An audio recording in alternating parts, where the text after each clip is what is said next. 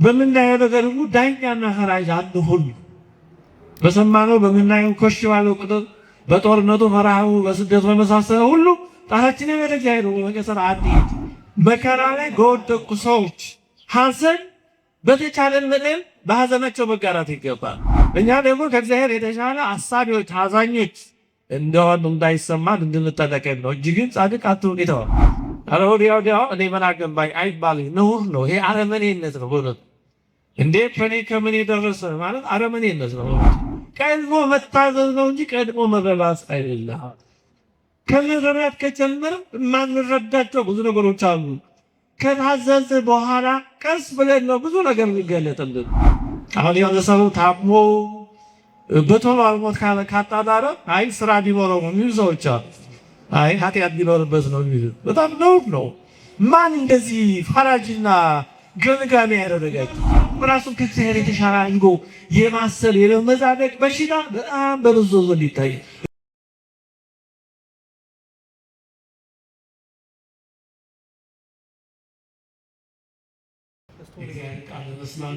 እንድትመጡ እናንተም እንድትበረቱ እንድትቆልጡ የረዳችሁ እናንተም ደግሞ ይህን ስላደረጋችሁ የሁሉ ነገር ባለቤት እግዚአብሔር አምላካችን ዛሬ ዘወትርም ለዘላለሙ የተመሰገነ ይሁን አሜን።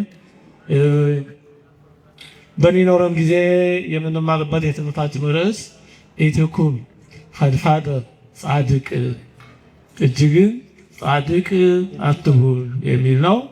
ይህንን ቃል የምናገኘው በመጽሐፈ መክብብ ምዕራፍ 7 ቁጥር 16 ላይ ነው። እንግዲህ ጥበበኛ ሰለሞን በመጽሐፈ መክብብ በጣም ብዙ ተግባራዊ በሕይወቱ ካለፈባቸው ነገሮች ያገኛቸውን ብዙ ጠቃሚ ምክሮች ሰጥቷል። መጽሐፈ መክብብ ፍልስፍናዊ መጽሐፍ ነው። ማለትም እንዲሁ ዝም ብሎ እንደ ሌሎች መጽሐፍት የሚዘገን አይደለም። መጽሐፍት የራሳቸው ጠባይ ያላቸው፣ አሁን እጽዋት የራሳቸው ጠባይ ያላቸው፣ ለአንዱ የሚያመው ለሌላ አይደለም። እንስሳት አራዊትም የራሳቸው ጠባይ አላቸው። የአንዱ ጠባይ ከሌላው ሌላ ነው። ሰው እንኳን እያንዳንዳችን የራሳችን ጠባይ አለ። በሰውነት አንድ ነን፣ ባህሪያችን አለ ነው። ግን የራሳችን ደግሞ ጠባይ አለ። መጽሐፍትም እንደዛ ናቸው። ቅዱሳት መጽሐፍት በመሆን አንድ ናቸው፣ ግን ደግሞ የራሳቸው ጠባይ አላቸው።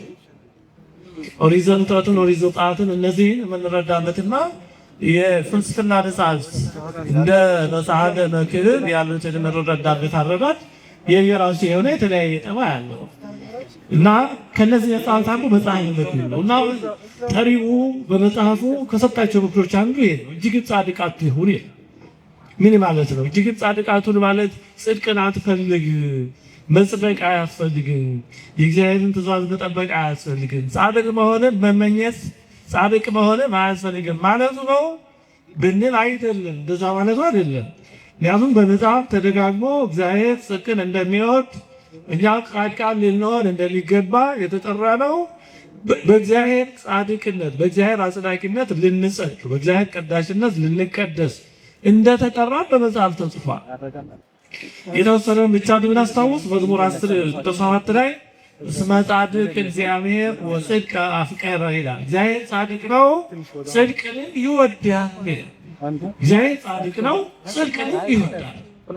ስለዚህ እጅግን ጻድቅ አትሁን ሲል ጽድቅን ጠልቶ አይደለም፣ ወይም ጻድቅ ለመሆን አትፈልግ እያለ አይደለም ማለት ነው። ዮሐንስ ወንጌል ምዕራፍ 14 ቁጥር 21 ላይ ባለቤቱ ጌታችን እንዲህ አለ፣ ትእዛዜ በእርሱ ዘንድ ያለችው የሚጠብቃትን የሚወደኝ እርሱ ነው፣ የሚወደኝንም አባቴ ይወደዋል፣ እኔም እወደዋለሁ፣ ራሴንም እገልጥለታለሁ። ስለዚህ እግዚአብሔር ለመውደድ መጀመሪያ ትእዛዙ ያለው መሆን አለበት። ትእዛዙ የሚሰጠን ለዚህ ነው። ከዛ ደግሞ ትእዛዙን መጠበቅ ያስፈልጋል። እግዚአብሔርን መውደዳችንን መግለጥ የምንችለው እግዚአብሔርን የምር የምንወደው ትእዛዙን ስንጠብቅ ነው። ትእዛዙን የማይወድ ሰው እግዚአብሔርን አንድ ሰው ሌላ ሰው መውደዱን የሚገልጠው የምርን ከወደደው የሚለው ቃሉ ይሰማል። የሆነ ሰው ቃሉን የማይሰማ ሰው ያ ሰው አይወደውም፣ አያከብረውም ማለት ነው። ስለዚህ እግዚአብሔርን መውደዳችንን የምንገልጠው ትእዛዛቱን ገንዘብ በማድረግ ላይ ትእዛዛቱን በመጠበቅ ነው። እንደዚሁም አንድ ሰው ወደ ጌታችን መጥቶ የዘላለም ሕይወት እንድወርስ ምን ላድርግ? የዘላለም ሕይወትን እንዳገኝ ምን ላድርግ? በጣም መሰረታዊ ጥያቄ ነው የጠየቀው እና ጌታችን ምን አለ? ወደ ሕይወት መግባት ብትወድ ትእዛዛትን ጠብቅ ነው ያለ። ማነው? ማቴዎስ ወንጌል ምዕራፍ 19 ቁጥር 16 እና 17።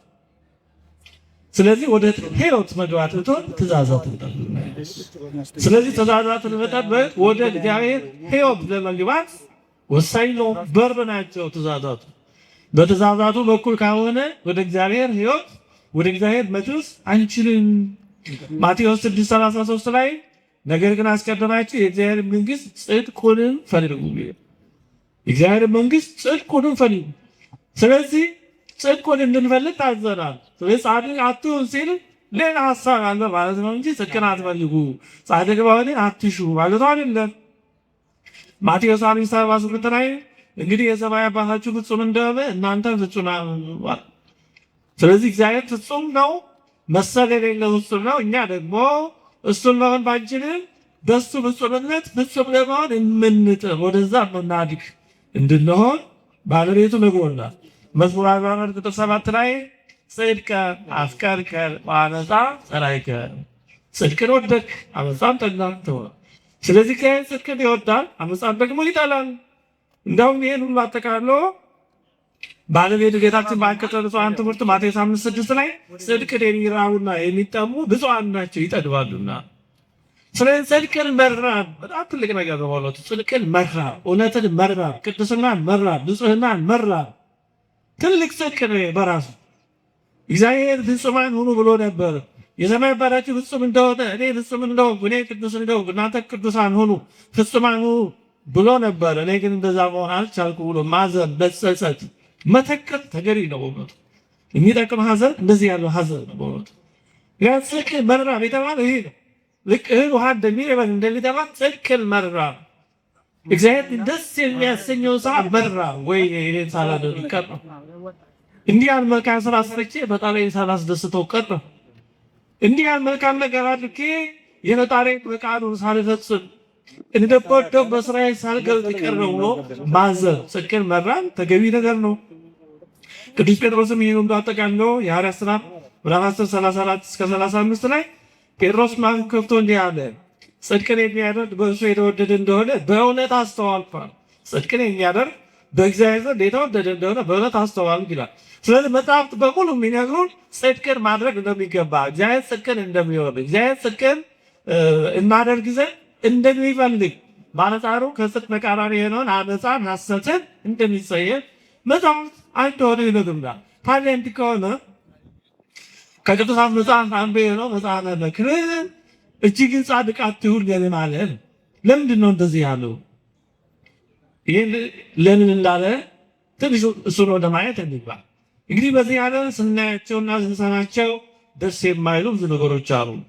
ስናያቸው ያስደነግጡ፣ ስንሰማቸው ጆሮው የሚያደርጉ በጣም የሚያሳዝኑ፣ አንዳንዴ ነው ባላየው ነው ባልሰማው የሚያሰኙ ብዙ ነገሮች አሉ።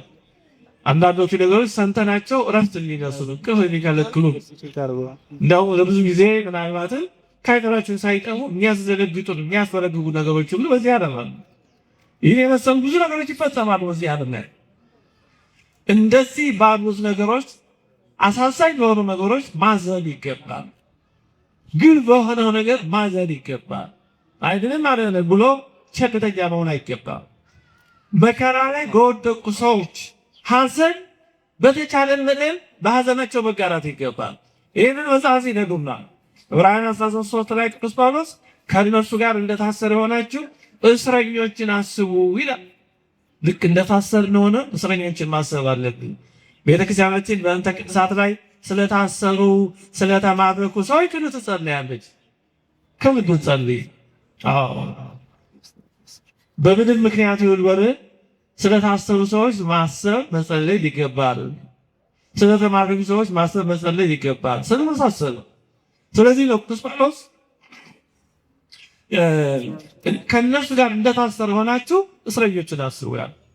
ግድ እኛ ስንታሰር አይደለም ሊገባን የሚገባው የእስራት አስቸጋሪነት፣ የመታሰር ክፋት፣ ነፃነት ማጣት ምን ያህል ከባድ ነገር እንደሆነ፣ የነፃነት ዋጋ በፈለጉት ጊዜ ከፈለጉት ቦታ መሄድ መቻል፣ ነፃነት ምን ያህል ታላቅ ዋጋ ያለው ነገር እንደሆነ ለማወቅ የግድ መታሰር የለብንም። እስረኞች ልክ እንደታሰራቸው ናቸው አስቧቸው ይላል። የተጨነቁትም ደግሞ ራሳችሁ በስጋ እንዳልሆናችሁ አስቡ። የሌሎችን ጭንቀት ልክ እንደኛ ጭንቀት አድርገን ማሰብ አለብን እንጂ በእኛ ላይ ካልደረሰ ምንም አይመስለን። እውነት ቆዳችን ደልዳልና የሆነ የሚባል ሰው አለ፣ ምንም አይመስለው። በእሱ ካልደረሰ ምንም አይመስለው። እንዲህ አይነት ሰዎች አሉ፣ ምንም አይመስላቸው። ያጣጡ ሰው በዚህ ነገር እነዛ ሰዎች ወይ እያጋደሙ ወይ ያለን አካል ስም ለማጥፋት ብለው የፈጠሩት አድርገው ያስበዋል። እንዲህ ያሉ ሰዎች የሚገባቸው እነሱ ራሳቸው ነው ሲደርሱ ነው። ግን ያሳዝናል። እንደዛ ነው ሊገቡ በሆነ ሰው ላይ ቢደርሰው ጭንቀት ልክ እኛ ላይ እንደደረሰ አድርገን ነው ማሰብ ያለብን። አንድ አካልና በተለያየ ቆዳ ሰውነት ተጠቀለል እንጂ እኮ የዛን ሰው ነፍስ የምትፈልገው የእኛም ነፍስ ትፈልገዋለች። የዛ ሰው ነፍስ የሚያስፈልጋት ነገር እኛንም ያስፈልገናል። በዛ ሰው መድረሱ ነው ልዩነቱ። ያ በእኛም ቢደርስ ልክ ያን ሰው እንደሚያሳዝነው እኛንም ያሳዝነናል። ስለዚህ በሌሎች ሐዘን በሌሎች ችግር ልክ የኛ እንደሆነ አድርገን እንድንረዳው እንድንሳተፍ ቅዱስ መጽሐፍ ይነግረናል። አንደኛ ጴጥሮስ 3:8 ላይ የሌላው መከራ ለእናንተ እንደሚሆን አድርጉ፣ እንደ ወንድሞች ተዋደዱ፣ ርኅሩኆችና ትሑታን ሁኑ ይላል። በጣም የሌሎች መከራ ለእናንተ እንደሚሆን አድርጋችሁ አስቡ። ኧረ ወዲያው እኔ ምን አገባኝ አይባልም። ነውር ነው ይሄ፣ አረመኔነት ነው በእውነቱ። እንዴ ከኔ ከምን የደረሰ ማለት አረመኔነት ነው በእውነቱ። ያ ሰው እኮ እንዳንተ ያለ ያ ሰው እንደኛ ያለ እኛም የሚያስደስተን ነገር ቢሆንለት የሚያስደስተው እኛም የሚያሳዝነን ነገር ቢሆንበት ደግሞ የሚያሳዝነው። ስለዚህ እንዲህ ባለ መንፈስ መኖር አለብን። አዛኞች፣ ርኅሩኆች፣ ልበ ገሮች መሆን አለብን እንጂ በጣም ቆዳችን ደንዳና ምንም ክሽሽ የማይለን እኛ ጋር ካልደረሰ ምንም ሰው ቢያለቅስ ምንም የማይመስለን አረመኔያዊ ግብና ሊኖረን አይገባም። ሆኖም ግን ይህን ስናደርግ ጥንቃቄ ያስፈልጋል። እጅግን ጻድቅ አትሁን የተባለው በዚህ። ስለዚህ እጅግን ጻድቅ አትሁን ተብሎ የተነገረው ስለ 3 ነገሮች ነው። አንደኛው ከእግዚአብሔር በላይ አዛኞች ይሆን እንዳይመስለን መጠንቀቅ ስለሚገባ፣ ስናዝን በሰዎች ላይ በሚደርሱ ነገሮች ሐዘናቸውን ስንካፈል ልቦናችን ሲያዝን ግን ጥንቃቄ ደግሞ ያስፈልጋል። እኛ ለእግዚአብሔር የምንጠ አዛኞች፣ ርኅሩኆች፣ እግዚአብሔር ደግሞ በሰዎች ላይ መከራን የሚያመጣ ክፉ ጨካኝ እንደሆነ ውስጣችን እንዳያስብ እንድንጠነቀቅ ነው እጅግን ጻድቅ አትሁን የተባለው። ምክንያቱም እነዛ ነገሮች ለምን እንደሚሆኑ አናውቅማ። የእግዚአብሔር አሰራር በእኛ መረዳት ልክ የሚለካ አይደለም። እግዚአብሔር ያን ነገር ለምን እንዳደረገው ወይም ቀጥታ ባያደርገው ለምን እንደፈቀደም አልነገረንም፣ አናውቅማ። ስለዚህ በማናውቀው ነገር ገብተን እግዚአብሔርን ተቺ፣ እግዚአብሔርን ነቃፊ እንዳንሆን እንዳንመጻደቅ ነው እጅግን ጻድቅ አትሁን የተባለው። እግዚአብሔርን ጨካኝ፣ እግዚአብሔርን በሰው ላይ መከራ ሊያወጣ፣ እኛ ደግሞ ተቆርቋሪዎች፣ እኛ ደግሞ ከእግዚአብሔር የተሻለ አሳቢዎች፣ አዛኞች እንደሆን እንዳይሰማን እንድንጠነቀቅ ነው እጅግን ጻድቅ አትሁን የተባለው። ጠቢቡ ሰሎሞን እዚሁ መጽሐፈ መክብብ ምዕራፍ 7 ቁጥር 15 ላይ ጻድቅ በጽድቁ ሲጠፋ ኃጥእ በክፋቱ እጅግ ዘመን ሲኖር ይህን ሁሉ ከንቱ በሆነ ዘመኔ አየሁ ያለው ለዚህ ነው። ጻድቅ በጽድቁ ሲጠፋ አየ። ሰሎሞን የሚያሳዝን ነገር ነው። ጻድቅ ሰው በጽድቁ ምን ነበር መሆን የነበረበት? ረጅም ዘመን መኖር፣ በሰላም በጤና በምቾት መኖር ማረፍ የነበረበት። ግን በተቃራኒ ጻድቅ በጽድቁ ሲጠፋ አየ። ኃጢአተኛ ሰው ደግሞ ተፈርዶበት ተቀስፎ ሲሞት ነበር አረ ማየት የነበረበት። እሱ ግን በተቃራኒው ክፉ ደግሞ በክፋቱ ለረጅም ዘመን ተመችቶት ሲኖር አየሁ። ይሄ ነበር ሸክም የሆነበት። እንዲህ አይነት ነገር ይሆናል። ይሄ በተለይ በሕገ ኦሪት የሚኖር ሰው መስቀል ነበረ፣ ተቃራኒ ነበር። ምክንያቱም ኦሪት የምትለው ለማዕከልከ ኦሪተከ ትበልዕ ከራኔከ ወይሰፍሕ ማኅሌተ ወይድከ ወተለይ ውሉደ ውሉድከ እስከ ሣልስ ወርኃዊ ትውልድ ነው ኦሪት የምትለው። ማለት የእግዚአብሔርን ትእዛዝ ሕግ በተጠበቅ አዝመራው ከራኒውን ትበላለህ፣ የቆየውን ማለት ነው። ብዙ ስለሚሆን አዝመራ የቆየውን ያለፈውን ትበላለህ። ወይን የሚቀዳ ይሆናል፣ ወይን የተዘጋጀ የሞላ የተትረፈረፈ ይሆናል። እንዲሁም ደግሞ እስከ 3 እና 4 ትውልድ ድረስ ታያለህ። እስከ ልጅ ልጅ ከዛ ቀጥሎ ካለ ነው። ኦሪት የምትለው እንደዛ ነው። ጠቢቡ ሰሎሞን ግን ያየው በተቃራኒ ይሆናል። የእግዚአብሔር መላእክት የሚጠብቁ ጻድቃን ሰዎች አብርሃም እስከ 3 እና 4 ትውልድ ሊያዩ ባጭሩ ሲቀጩ አየ። አይደለም በመካከል ሊኖሩ በመከራ በችግር ሲኖሩ አየ። በተቃራኒው ትእዛዝ እግዚአብሔርን ያልጠበቁ ሰዎች ደግሞ በመቀሰፍ ፈንታ ብዙ ዘመን ሲኖሩ፣ በመቸገር ፈንታ በምቾት ሲኖሩ አየ። ይሄ ነበር ያስጨነቀው። ይህ ሁኔታ በሙሴ ሕግ መሰረት ለሚኖር ሰው ግልጽ ተቃርኖ ነበረ። ስለዚህ እጅግ ጻድቃቱን የሚለው ምክር የሰጠው ከዚህ ቀጥሎ ነው።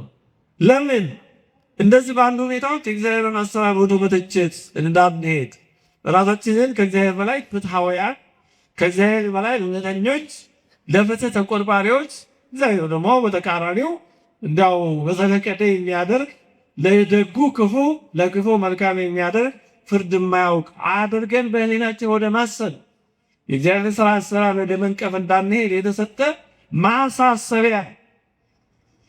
በመጽሐፍ ቅዱስ ይህንን የሚያሳዩ ብዙ ነገሮች አሉ። በጣም ትንሹ ብቻ አስታውሳችኋለሁ።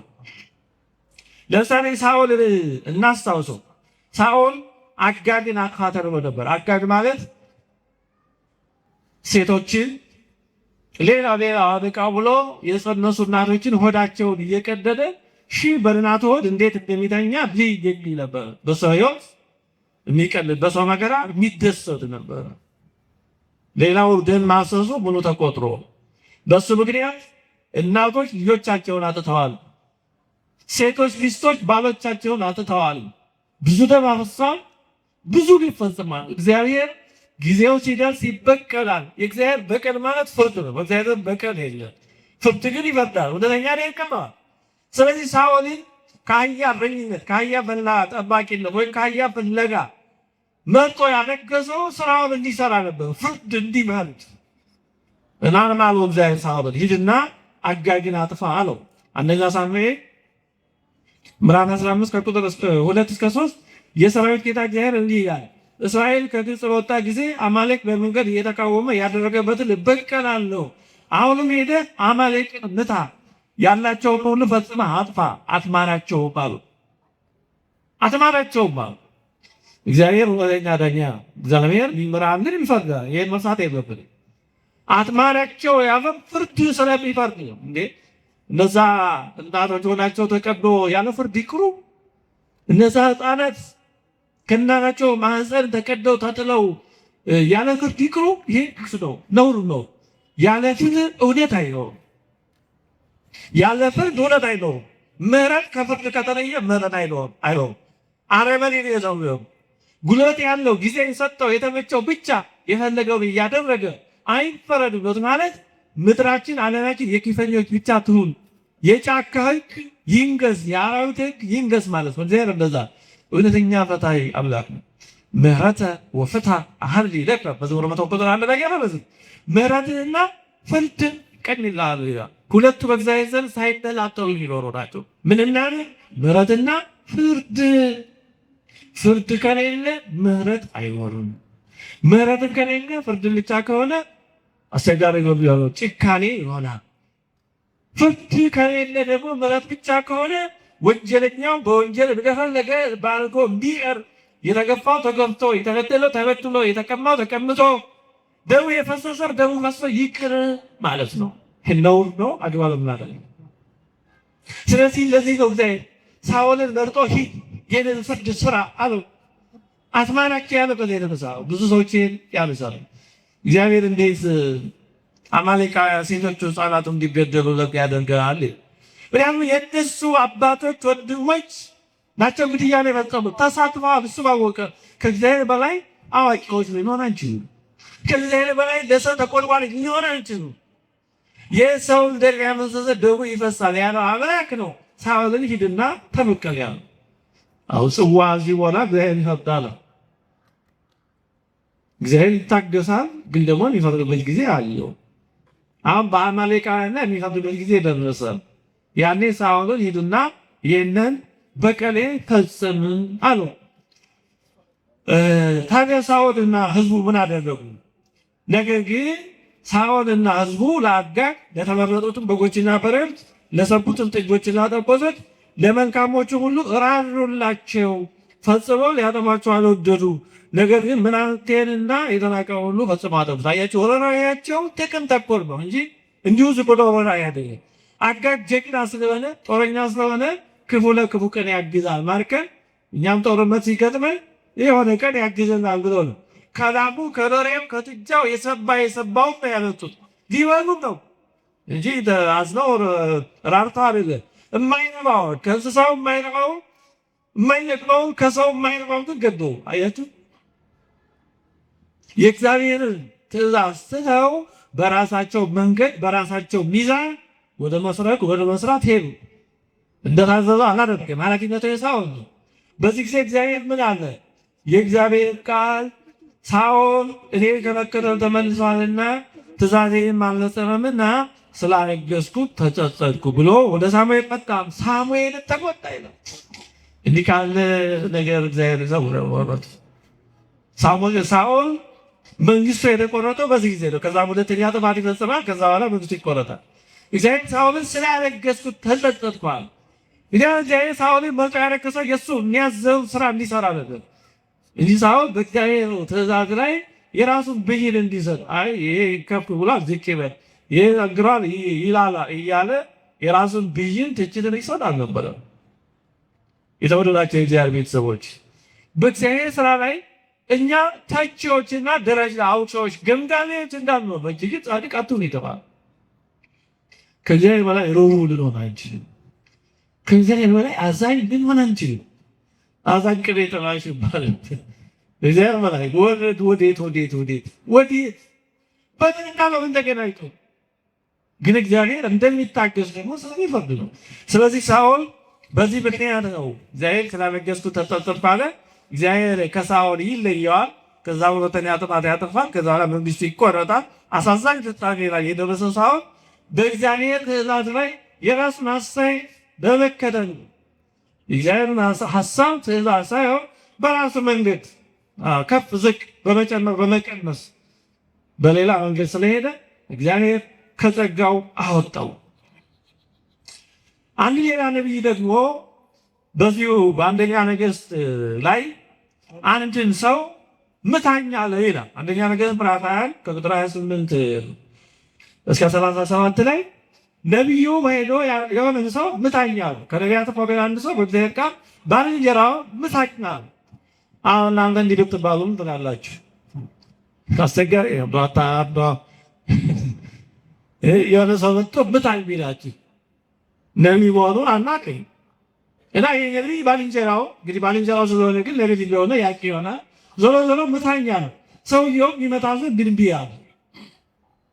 እንዴት አድርጌ እመታለሁ ብሎ እምቢ አለ። ምን ቀጠለው?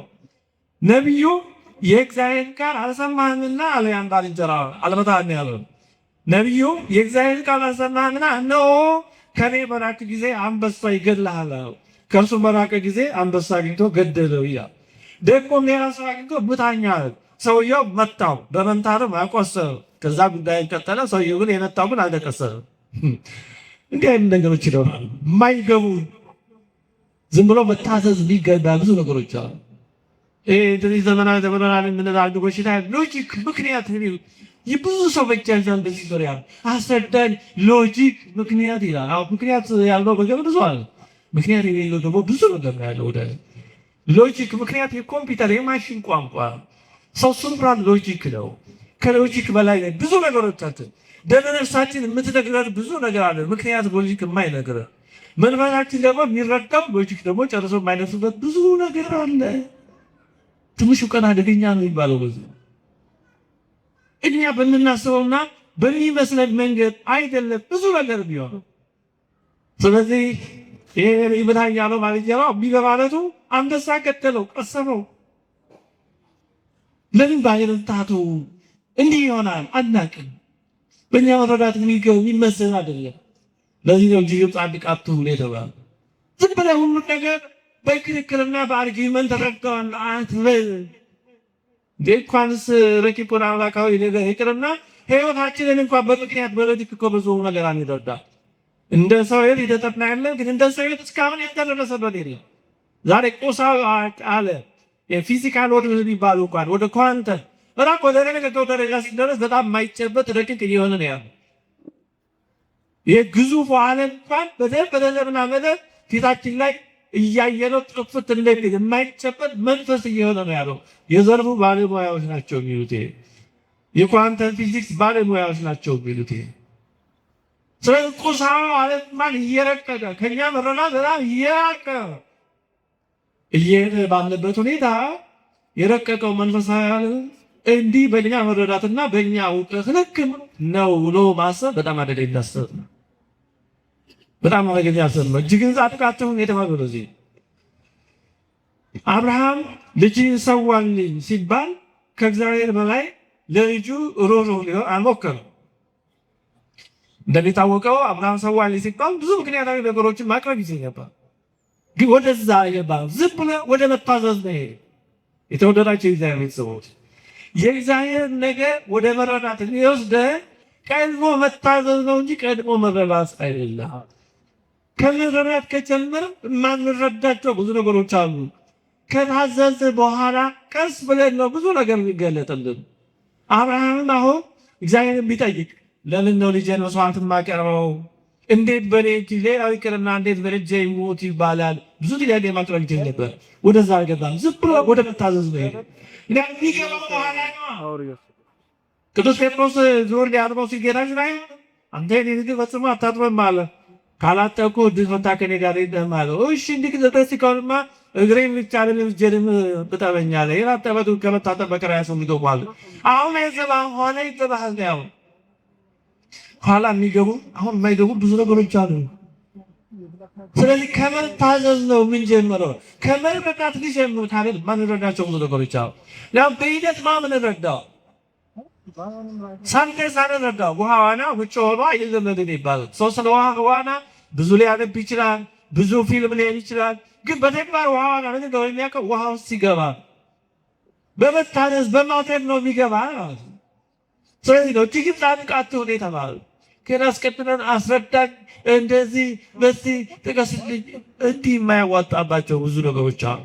ለዚህ ነው አብርሃም ትልቁን ፈተና ያለፈው ልጅን ሰዋልኝ ሲባል ወደ ምክንያት ወደ ምዕራብ አይደለም። እግዚአብሔር ሆይ አንተ ደግሞ አይደለ የሰው ደም መፍሰስ ምን ያደርግልሃል? ያው ያን ወደዚህ ውስጥ አልገባም። እሺ መጓዝ ነው። አየህ እንደ አብርሃም በልጁ የጨከነ መንሰብ ይጠቅማል። ለጊዜው ሩሩ ለመንሳት መሞከር ይጎዳል። እጅግን ጻድቅ አትሁን የተባለው ለዚህ ኢዮብን ይፈትነው ዘንድ ለሰይጣን አሳልፈው ሲሰጠው ኢዮብ ያ ሁሉ መከራ ሲደርስበት ስናይ ከሁለት አንዱ አቋም ላይ እንደርስ እንችል ይሆናል። ወይም እግዚአብሔር ምን አይነት ክፉ አምላክ ቢሆን ነው ኢዮብን በመሰለ ጻድቅ ይህን ሁሉ መከራ የሚያመጣበት? ሰይጣንን በኢዮብ ላይ እንዲህ እንዲያደርግ ለምን አሰናበተው? እግዚአብሔር ለወዳጆቹ ማየም ነው እንዴ? ወደፊት ፈተና በእውነት ነው። ሌላው ደግሞ አይ እግዚአብሔር ያን መከራ በወዳጆቹ ላይ ስለማያመጣ ኢዮብ የእግዚአብሔር ወዳጅ ይሰር እንጂ የእግዚአብሔር ወዳጅ አይደለም፣ በድብቅ በስውር ኃጢአት ይሰራል ማለት ነው። ወደ ልዩ ስህተት መውደቅ ነው።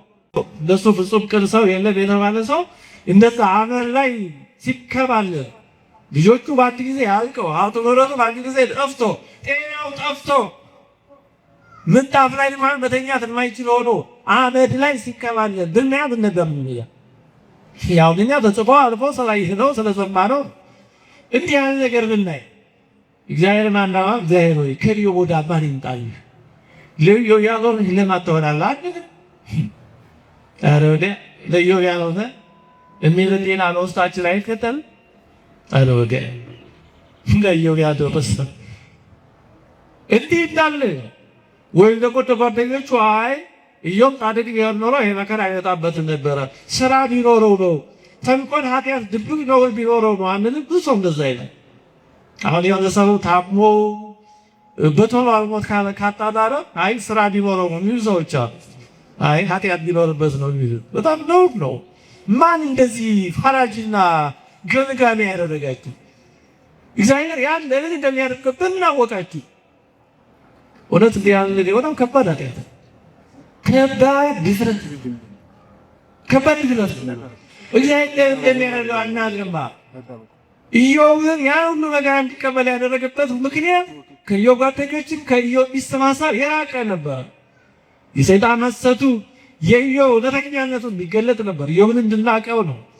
ኢዮብ የተደበቀ ወርቅ ነበርና በመሬት ውስጥ የተቀበረ ማዕድን አልማዝ ዕንቁ ነበርና እንድናቀው ነው። መከራው አወጣው። መከራው ማዕድን ሲወጣ ተቆፍሮ እንደዛ ሆኖ በእሳት ተነጥሮ እንደሚለይ መከራው ኢዮብን እንደ ማዕድን ነጥሮ እንዲወጣ ነው ያደረገው። እንድናውቀው እግዚአብሔር ያውቀዋል፣ እኛ ግን አናውቀውም ነበር። ስለዚህ እግዚአብሔር በኢዮብ ላይ ያሁኑ መከራ የፈቀደው ከፍ ላለ ለከበረ ዓላማ ነበር። ግን እኛ በማናውቀው ሌሎች ጓደኞች ገብተን እንዳንፈርድ እግዚአብሔር ምኑን ለምን እንደሚያደርገው እሱ ያውቃልና ባልገባን በማናውቀው ነገር ገብተን ተችተን እንደ ኢዮብ ጓደኞች እግዚአብሔርን ካልናሳዝን ነው እጅግ ጻድቅ አትሁን የተባለ። ኢዮብ ምዕራፍ 42 ቁጥር 7 ከ8 ላይ የኢዮብ ጓደኞች እግዚአብሔር እንግዲህ አለ ኢዮብን በሚገባው መንገድ ካነጋገረ በኋላ ወደ ኢዮብ ጓደኞች ዞረና እግዚአብሔር እንዲህ አለ። እግዚአብሔርም ይህን ቃል ለኢዮብ ከተናገረ በኋላ እግዚአብሔር ቴማናዊውን ኤልፋዝ እንደ ባሪያዬ እንደ ኢዮብ ቅን ነገር ስለኔ ያልተናገራችሁና ቁጣዬ በአንተና በሁለቱ ባልንጀሮች ላይ ነድዷል። አዎ በማያውቁት ገብተው ኢዮብን ሲዘረዝሩት በእውነት እና በምናያቸው ነገሮች እንደ ኢዮብ ጓደኞች ወይም እንደ ኢዮብ ሚስት እንዳልሆነ የኢዮብ ሚስት ኧረ ወዲያ ለዚህ ጊዜ ወደዚያ ስደበውና ሞት ነው ያለችው። መከራ ሲጣላ እንደዚህ የሚሉ ሰዎች አሉ። እኛም እንደዛ እናጥሆን ኧረ ወዲያ እስካሁን እንዲየውን መከራ ሲመጣ ስራው ስተማ ስራ ሳቃ ስራው ሲናወጥ የተዳሰቃ ወዘተርፈ ያደረሰካ ለመቼ ነው ወዲያ እግዚአብሔር ስለ ዲግማን ካናት ከነባ ረዳ ተክሊል ለቻ ነው ያደርግልታ በቤተክርስቲያን የሚሉ ሰዎች እንዳሉ እንደተዛ እንዳሉ ኢዮብ ሚስቱን አንቺ ከሰነፎች ሴቶች እንዳሉ ሆንሽ እንዳላት እንዳሉ እግዚአብሔር ነው እንደፈቀደ አናውቅም። ስለዚህ እንደኛው ጓደኞች ወይ እንደኛው እንዳንሆን እጅግ ጻድቅ አትሁን። እግዚአብሔር ምሩን ለምን እንደሚያደርገው አታውቅምና መጨረሻውን ሳታይ የእግዚአብሔርን ዓላማ ሳትረዳ ዝም ብለህ የሆነ ነገር ጫፍ ይዘህ እግዚአብሔር ለምን ያደርጋል? እግዚአብሔር ለወዳጆቹ አይን እንዲህ እንዳንል ነው እጅግ ጻድቅ አትሁን የተባለው። ዮሴፍ ያ ሁሉ መከራ ሲደራረብበት አብያ ታሪኩ አንቅቶ ስለደረሰ ስለምናውቅ ግን በወንድሞቹ ሲጠላ ብናይ ስቃቸውን ይዞ ለሄደ ወንድሞቹ ሲሸጡት ሲጠሉት ብናይ እግዚአብሔር ቅንነት ምን ይሰራል? ለዮሴፍ ያልሆነ አንልም ይሆን? ዛሬ ስንበዛ ቅን ሰው ደግ ሰው መከራ ሲደርስበት ሲከራተት ኑሮ አልሳካለት ሲል እንደው አልሞላለት ሲል ብናይ ረዳ ቅንነት ምን ይሰራል? ደግነት ምን ይሰራል? ለቅን ያልሆነ አንልም እንዳንል ነው። ቤተክርስቲያን በቅንነት የሚያገለግል እግዚአብሔርን የሚፈራ ቅዱሳንን የሚወድ ግን ደግሞ ብዙ ታውረድ ቢደርስበት በዜና ወይ በመሳሰለው ረዳ ደሱ ያለ እንዳንል ነው። አሁን እንዳንል እግዚአብሔር ያን ለዚህ እንደሚያደርገው አልማቀልማ የዚህን እኮ ያወቅነው መጨረሻው ስለተነገረን ነው። እነዛ በዜና የደረሱት ነገሮች ዮሴፍን ወደ ተዘጋጀለት መንበረ ክብር የሚያወጡ ደረጃዎች ነበሩ። እነዛን የመከራ ደረጃዎች እየተረገጠ ነበር ዮሴፍ ከክብሩ የሚደርሰው። እነዛ ደረጃዎች ባይረገጥ በነዛ ባል ከክብሩ ላይ ደርስ ይችላል። ደረጃዎችን መከራዎችን ሂደቶችን በየራሳቸው ስናይ ግን አሳዛኝ ናቸው። ፍጻሜ ያማረው እኮ እንደዛ ስለሆነ ነው። ስለዚህ እጅግ ጻድቅ አትሁን ማለት ይሄ ነው። በተናነ በምናየው ነገር እግዚአብሔርን ወደ መውቀስ ወደ ማማት ሕሊናችን እንዳይሄድ ፍጻሜውን አላየንማ። እግዚአብሔር ያለንን ነገር ያደርጋል መቅማ አንድ ባህታዊ ይባላል። በጫካ ውስጥ እየተጋደለ ሲኖር በዛ ጫካ ብታልፍ አንዲት ቀጭን መንገድ ነበረች እና ሶስት ሰዎች በዛ መንገድ ሲያልፉ አየ። የመጀመሪያው አንድ ሰው መጣ። በመንገዷ መካከል ሲሄድ መካከል ላይ አንዲት ምንጭ አለች። አረፍ ብሎ ከምንጯ ጠጥቶ ወርቅ ይዞ ነበረ በአቅማዳ በከረጢት። ያን ወርቅ እዛች ምንጭ ላይ ጥሎት ሄደ። ሁለተኛ ሰው መጣ። እዛች ምንጭ ላይ አረፍ ብሎ ሲጠጣ ያን ወርቅ አየው። እንዲህ ይሄንማ በዚህ መንገድ የተባለለት ይማልና መንገድ ትየከት ያገኛል ብሎ ይዞ ወደ ጫካ ጠፋ። ሶስተኛ ሌላ ሰው መጣ። እዛች ምንጭ ላይ አረፍ ብሎ ውሃ ጠጥቶ ቀና ሲል ወርቁ ድረስ ከሄደ ተመለሰና ወርቄን አምጣ አለ። ኧረ እኔ ገና መምጣቴ ነው፣ ወርቅ አላየሁም ወዳጄ፣ ውሃ ጠጥቼ ቀረ ማለቴ ነው ይላል። አይ በዚህ መንገድ ከአንተ በቀር ይሄን ሌላ ሰው የለም፣ ወርቄን የወሰድከው አንተ ነህ፣ አንተ አላየሁም፣ ገደለው ያንን ሰው። እና ባህታዊው በጣም ተበሳጨ። ይሄን አይቶ አይ ያ የመጀመሪያው ሰው ገንዘቡን በከንቱ አጣ፣ ሁለተኛው የሌላው ሰው ገንዘብ ይዞ ጠፋ፣ ሶስተኛው በማያውቀው ህይወቱ ጠፋ፣ ደሙ ፈሰሰ። ይኸው ጊዜ ሆነ አንተ የት አለህ? በቃ ነገሩ ሁሉ የሚሆነው እንዲሁ በአጋጣሚ ነው ማለት ነው፣ ፈጣሪ ማለት ነው ብሎ ለመካድ በጣም ተንደረደረ። ይህ ጊዜ እኮ በቀላሉ ለመካድ የሚደረደረ በእውነቱ በጣም ለመካድ አቤት አቤት አቤት። አንዳንድ ጊዜ እኮ ያለን ዝግጅት እና ሆነ መላኩን ላከና አስረዳ። በዚህ ባህታዊ ያ መጀመሪያ ወርቅ ጥሎ የሄደው ሰው የሰው ገንዘብ ሰርቆ ያላግባብ ከብሮ ነበረና በሰው ገንዘብ ስለነበረ የከበረው ያን ገንዘቡን እየወሰደበት ነው። ሁለተኛው ገንዘቡ ወርቁን ይዞ የረፋው እንደዚሁ አላግባብ ገንዘቡን ንብረቱ ተቀምጦ አዝኖ ይኖር ነበርና ጀሪት የካሰውን እየመለሰለት ነው። ሶስተኛ አንተ ደሙ በከንቱ ፈሰሰ የምትለው ደግሞ በእጅ የሰው ደም ፈሶበት የሰው ሕይወት አጥፍቶ ነበረ፣ አሁን ደሙን እየተበቀለው ነው ብሎ ካስረካው በኋላ የሆነ ሰው ነና አለው እግዚአብሔር በዛ በመላኩ እኔ ፍጥረቴን እኔ ባወቅኩ ላስተዳድር፣ አንተ ግን ጥልቅ አድርገኝ ብሎ ገስጾታል። እና እግዚአብሔር እሱ ባወቀ ለሁሉ የሚገባው የሚያደርግ አስተዳዳሪ ሆኖ ሳለ እኛ በማናውቀው ጥልቅ ብለን እንደዚህ ይሆናል ብለን እግዚአብሔር ወደ መንቀፍ እግዚአብሔር ወደ መተቸት እንዳንሄድ ህሊናችንን እንድንጠብቅ ነው። እጅግ ጻድቅ አትሁን ይደባል። እጅግ ጻድቅ አትሁን ማይቀበት ማስጠንቀቂያ። አንድ መጽሐፍ በትክክል ታሪክ ምን እንደሆነ ማወቅ የሚቻለው ሲያልቅ ነው። ታሪኩ ሲያልቅ ገጹ ሲያልቅ እንጂ መጀመሪያ የተወሰነ ገጽ አድርጎ ውይ ታሪኩ ሲያሳዝን ወይስ ሲያስደስት ይሉ ጥቅም የለው፣ መጨረሻ ምን እንዳለ አይታወቅም።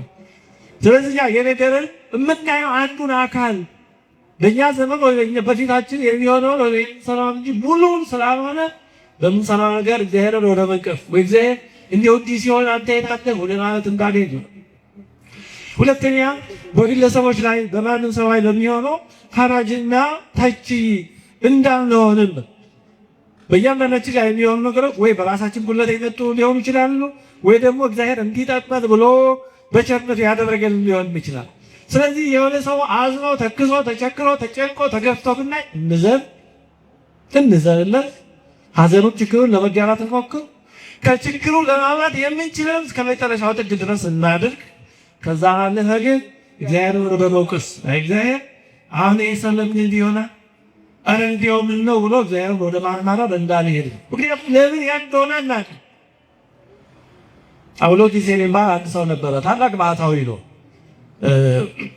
አባዳንኤል ባህታዊ እና አባዳንኤል ባህታዊ ሲሄድ አውሎጊስ የሚባል ድንጋይ እያወጣ ያንን ጠርቦ ለመንገድም ለምንም ለቤትም ብቻ ድንጋይ እየጠረበ የሚሸጥ ድሃ ሰው አገኘ እና አውሎጊስ ድንጋይ ደራሪ ድንጋይ ጠርቦ ያገኘው ለእለት ከሚያስፈልገው ትንሽ ያስቀር በቀን ሌላውን ለችግረኞች ለድሆች ነው የሚመጸውተው።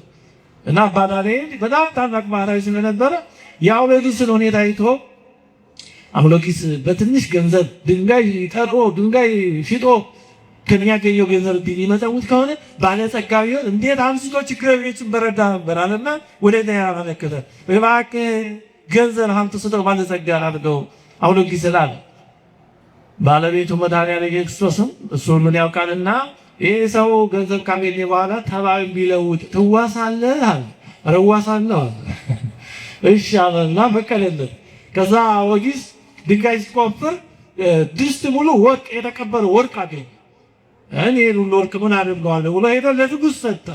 ንጉሥ ደግሞ ይሄን የመሰለ ወርቅ አንስቶ የሚሰጥ ታማኝ ሰው በዚህ ዘመን ከየት ይገኛል ብሎ ሾመው። የሆነ የጭፍራ አለቃ አድርጎ ሾመው። ከዛ በኋላ አውሎጊስ አለቃ ከተሾመ በኋላ ቀስ በቀስ የቀደመ መልካም ምግባሩን እየተወ በመጨረሻ ጨርሶ ሌላ አይነት መኖር ጀመረ።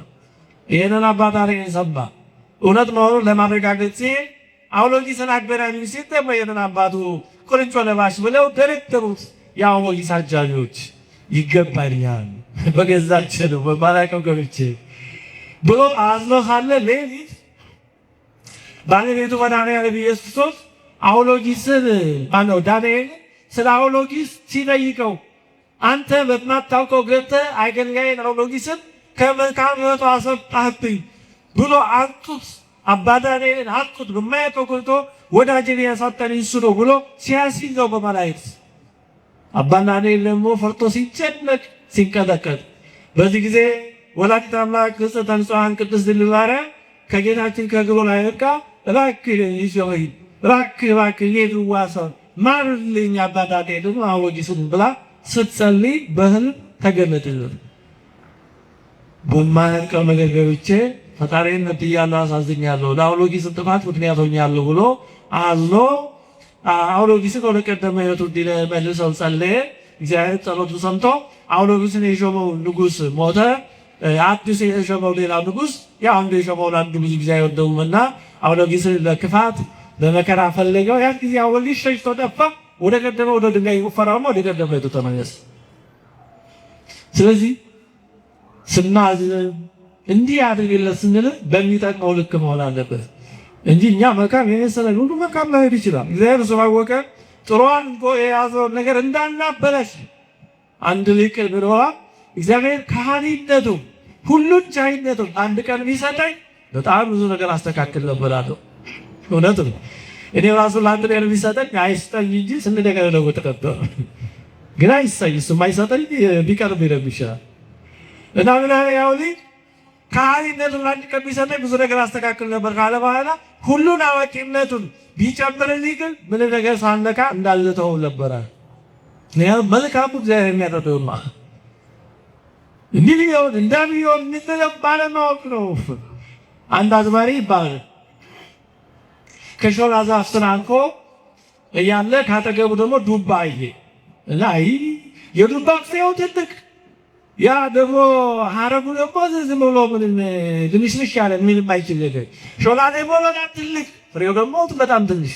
አይ እግዚአብሔር ውሎታችን ትልቅ የሆነው የሾላና ይህን ትልቁን ፍሬ ዱባውን ብትሰጠው መልካም ነበር። ለዱባው ደግሞ ለዚህ ለሚመሸመሸው ደግሞ ትንሿን ፍሬ ብትሰጠው ይመጣጠን ነበር። ለትልቁ ትንሽ ለትንሹ ትልቅ ምን የተዛባ ስራ ነው ብሎ ተችቶ እዛው ሸለብ እንዳለ እንቅልፍ ያዘ። እንቅልፍ እንደያዘው የሾላ ፍሬ መላል ወጣ። እዚያ ህጃው ላይ ስትለው የደና መስዋዕት አሞስ ደንቆቶ ወሳ እና የሾላ ፍሬ ነው ወይኔ የሾላ ፍሬ ነው መታቀፋና ነች ላይ የሾላው ፍሬ ላይ ዱባ ቢሆን ኖሮ አናቴ ተፈጥፍቶ አንቅዞ ነበር። እግዚአብሔር እንኳን እኔ እንዳልኩት አላደረክ አንተ ትክክል ነህ እንዳደረክ ይቀጥላል ይባል። እንግዲህ ብሎም ሊሆን ይችላል፣ ምሳሌ የተፈጠረው ሊሆን ይችላል። ዞሮ ዞሮ ግን ለኛ ገና አሳማኝ ምክንያታዊ ሎጂካል ትክክል የሚመስሉ ነገሮች የቁርጥ እንደዛ ሊሆን ይችላል። እና ብዙ ሰዎች በተለይ ዘመን በርተበየ ዘመናት ይኖራሉ እግዚአብሔርን የመተቸት እግዚአብሔርን በሆነ ባልሆነ የመውቀስ አባዜ በጣም ተጠማምቶናል። በሁሉ ነገር እግዚአብሔርን መውቀስ እኛ ባልሆነ እግዚአብሔር በሰጠን አይምሮ የፍትህ አይምሮ ተለመን ሰጪውን መውቀስ ይህ አይምሮ እኮ ለፍትህ ለእውነት መቆርቆር የሰጠ እኮ እግዚአብሔር ይህን የሰጠ እግዚአብሔር ይጠፋል። ዘመጠራው ላይ ይሬሉ ያለው እኮ ለዚህ ዘተከናው ይሰም ያለው እኮ ለዚህ አይኔ በተረከ እሱ አይ ለኛ ፍትህ መቆርቆር ግብን መሰየትን እውነትን መመኘትን መፈለግ የሰጠ አምላክ እሱ ይጠፋዋል ብቻሽ። እና ብዙ ሰው ራሱን ከእግዚአብሔር የተሻለ አድርጎ የማሰል የመዛደቅ በሽታ በጣም በብዙ ዘንድ ይታያል። እንደዛ እንዳንሆን ስለዚህ በሁሉ ነገር ላይ አስተያየት ሳትበል በምናየው ነገር ሁሉ ዳኛና ፈራጅ አንሁን። በሰማነው በምናየው ኮሽ ባለው ቁጥር በጦርነቱ በረሃቡ በስደቱ በመሳሰለ ሁሉ ጣታችንን ወደ እግዚአብሔር በመቀሰር አንሂድ። ምኑ ለምን እንደሆነ አናውቀው። እግዚአብሔር በምኑ ስራ እንደሚሰራ አልዋቀም። በመከራ ውስጥ ስራ ይስራ፣ በምኑ ስራ እንደሚሰራ ማለት እንደው ቅርብ ጊዜ አንድ የሆኑ አባት ሶስተኛ የዓለም ጦርነት መምጣት አለበት ብለዋል። ይመጣል ብለዋል። ለምን ሰው አብዝቶታል፣ ጠግቧል ብለዋል።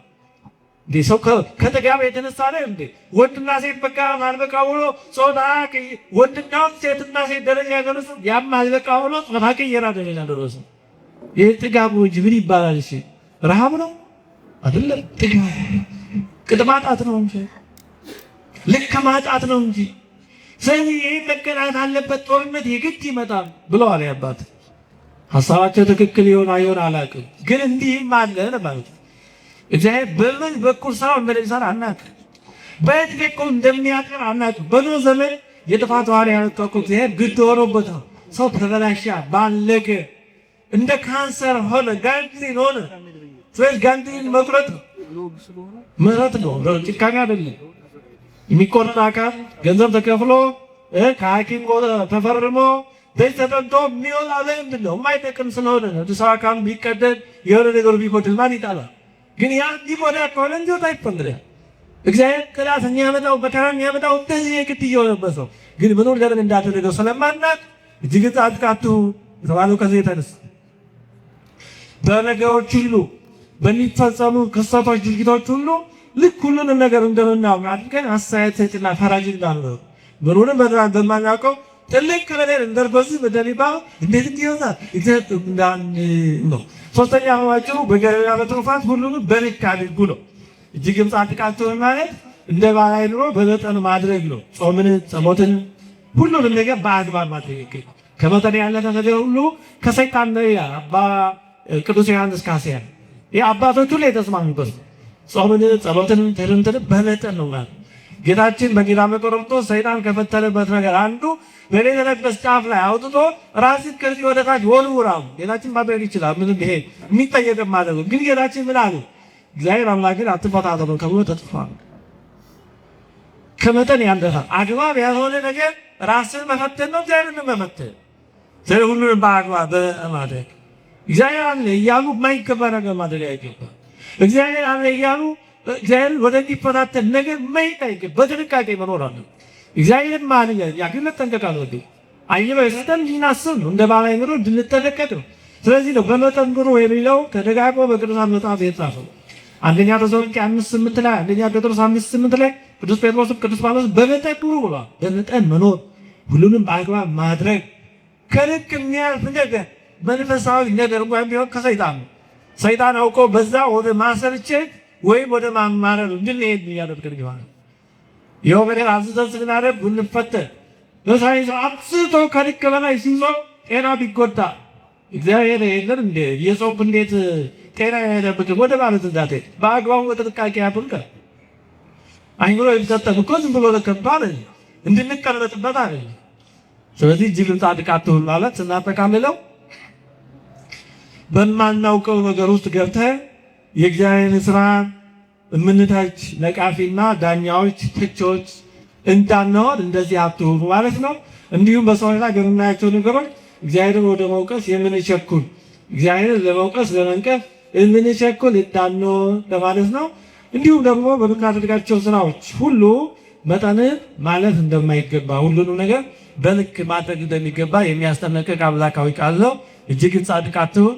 እግዚአብሔር በሰጠን አእምሮ ማድረግ የሚገባንን ነገር ሁሉ በአግባብ እንድናደርግ በሚሆነው በምንሰማው ነገር ሁሉ አዛኞች ሩሮች እንድንሆን፣ ግን ከዛ ግን ደግሞ እግዚአብሔር ወደ መውቀስ ወደ መንቀፍ እንዳንገባ እሱ ባዘጋጀን ቀጭን እና ወገን ፍጻሜዋ ሕይወት በሆነች መንገድ እንድንሄድ የእግዚአብሔር አምላካችን ቸርነት የእናታችን የእመቤታችን የቅድስት ድንግል ማርያም እናትነት ጸሎት የቅዱሳን ረድኤት ከሁላችን ጋር ይሁን።